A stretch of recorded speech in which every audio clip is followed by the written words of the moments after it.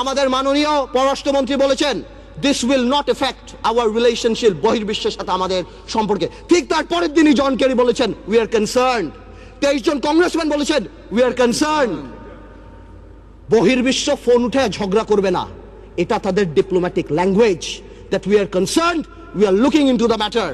Doctor Yunus আমাদের মতো না।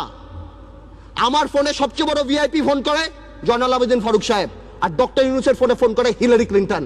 মনে রাখতে হবে সে কোথায় উঠে গিয়েছেন। ডক্টর ইউনূসের এই ব্যাপারটা অ্যামিকেবলি সেটেল করা যেত। আই হ্যাভ উইটনেসড ইট। আমি নিজে দেখেছি বিবিসিতে হোয়াইট হাউস স্পোকসম্যান বলছে we are deeply concerned, this is Yunus allergy. আমি জানি অনেকে বলতে পারবে এটা আমাদের সার্বভৌমত্ব, আই ক্যান আন্ডারস্ট্যান্ড, এটা আমাদের সার্বভৌমত্ব, কিছু একটা ব্যালেন্স নিড টু বি ড্রন। এখন সার্বভৌমত্বর সাথে ব্যালেন্স, এখন গ্লোবালাইজেশনের সময় কালকে বাংলাদেশের বিপদ হচ্ছে, আমরা তাদের কাছে যে হাত পাততেছি। দুই নেত্রীর